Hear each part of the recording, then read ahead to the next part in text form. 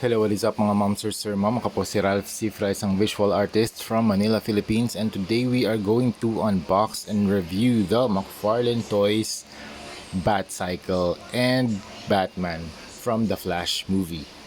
Thank you very much, Sir Shavu Toys V.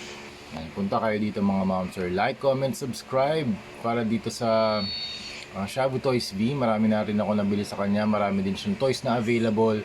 Yan, katulad dito yung mga post niya. Sets 131. Yan, meron siyang Superman.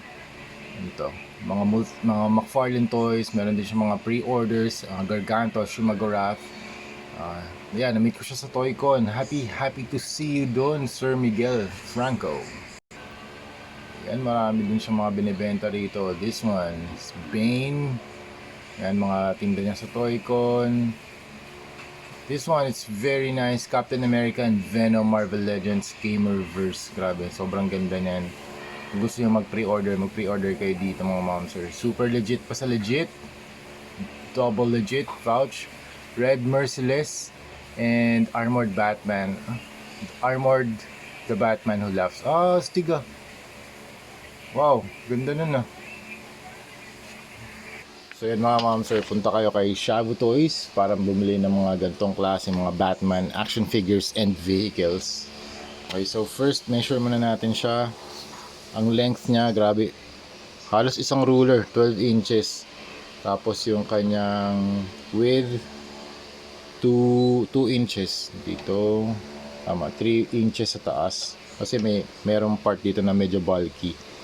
Okay, tapos yung kanyang height mga 4 inches. Para naman dito kay Batman, 7 inches tall siya. Mga 1/10 scale na action figures. Ayan, so ganito yung appearance niya kapag nakasakay siya.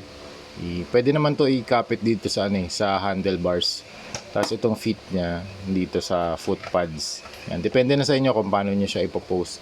Pero medyo kailangan nyo lang siyang i-hit para medyo bumuka yung kanyang hands para mapakapit nyo rito kasi medyo mahigpit itong part na to yung thumb niya medyo naka-close. So pag hinihit nyo yan, yung plastic lalambot, tapos pwede nyo mabuka to and then ikapit nyo dito sa sa handlebars. Okay, so tatanggalin ko na si Batman. At least nakita nyo na siya na naka-post. So ganyan yung niya, setup niya kapag gusto niya sumakay sa Batcycle. Okay, so start tayo dito kay Batman. Yung sculpt niya, it's very nicely sculpted. Grabe yung mga armor parts, may mga straps, may mga honeycomb na patterns. Actually doon nag-intertwine yung mga yung mga straps para mas mahigpit yung armor niya. Yun yung design niya dito. So meron siya dito sa chest, ay sa rib part, sa arms, at saka dito sa thighs. Ayan. Tapos yung color niya hindi siya super black. Ito gray, parang lighter gray to. Ito darker gray. Tapos yung belt niya very desaturated gold. Para na siyang hindi gold eh. Hindi rin siya ganun ka metallic. So parang weathered na style. Okay. Tapos dito rin sa likod. Wow, look at the back. Look at the spine design. Back armor design. Grabe lupit. So meron siya mga layers and layers of armor. Tapos itong gauntlets niya, meron din mga spikes. Medyo matalas lang yung spikes. Ingat kayo. Okay. And then the design is very intricate. Para talaga siya sa The Flash na movie. And then you have the bat logo here sa chest. The face sculpt looks nice. Yung eyes niya, ano ba to? White? Is it white? Meron talaga siyang eyeball. Pero hindi masyadong kita. Pero glossy yung niya, glossy yung eyes niya. Then you have the face. Ayan. Yung kanyang facial structure. You have the chin, the mouth, and very neutral na expression lang. Tapos meron din siyang dalawang alt hands and cloth cape. Okay, yung cloth cape niya iba yung texture from the other side, and then dito sa loob iba rin. Okay, meron din siyang base na kasama, the generic DC base. Okay, proceed tayo rito sa Batcycle. This one is very cool. You have the dual tires dito sa harap. Mas malaki yung tires sa harap kaysa dito sa likod. Yung sa likod nga lang mas wide. Okay? Tapos ito yung top view niya. Ito yung side view. Ito yung ilalim. and then the other side. So, ang ganda ng grabe yung design, lupit talaga. You have the larger tires here, very front heavy design. Merong mga machine guns din dito, 1 and 2.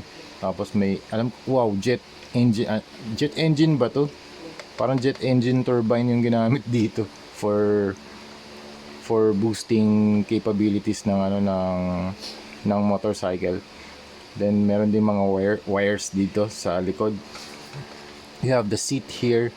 Wala nang movable parts to. May mga handlebars, you have the brakes.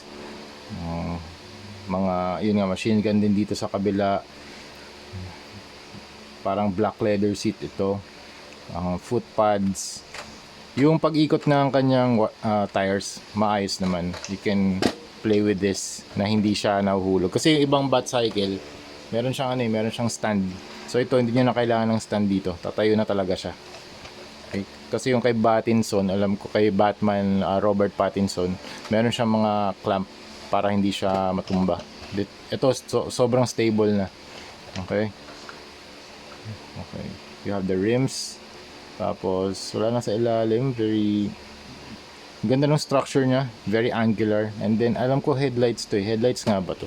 Kung headlights to, pwede natin to pinturahan ng blue tint. White and blue. Okay. Ano pa ba? You have the rivets.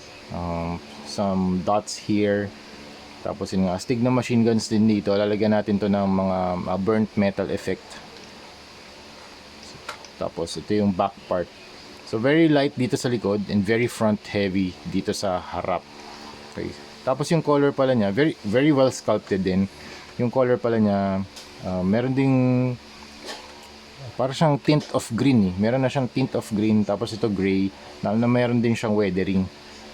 Yun yung ginawa ni McFarlane Toys dito. May degree of weathering. Para siyang din dry brush. Ito, mga dry brush effect. Okay, so yun lang mga ma'am sir, that's it. Again, thank you very much Shabu Toys V for this very cool Batman and Batcycle na articulation pala. Articulation kay Batman. Up. Oh, head can look up. Ganyan, that far. Down. Actually useful to kasi pag sumasakay siya sa Batcycle, dapat nakaganto yung ulo niya. Tama to. Maganda tong articulation ng ulo. Tapos arms can rotate, can move out that far. Ito pwede mo rin ma-rotate to. Okay.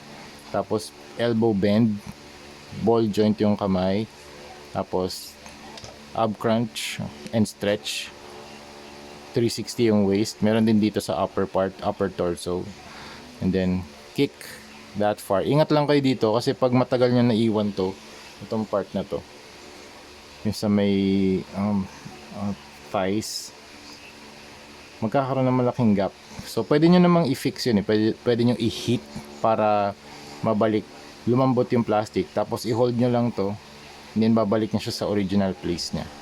So ganun lang yung mga fix sa mga bent na mga plastic parts. This one can rotate, meron ding thigh cut, bend.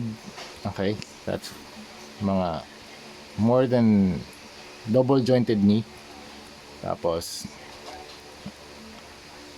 ball joint yung paa, move up and down, and then meron din siyang toe articulation. Okay, so yun yung articulation ni Batfleck. Tapos dito nagro-rotate lang yung mga tires niya. Okay, so that's it mga ma'am sir. Yun ang ating review para dito sa Batman and Batcycle na action figures. Thank you very much Shabu Toys V for this very cool na action figures. So, order pa tayo soon. Marami siyang pre-orders na available. Kaya yan, standby lang kayo sa mga iba pa nating reviews, customs na projects, and yan, kung gusto niyo bumili dito, punta lang kayo dito, Shabu Toys V. Thank you very much.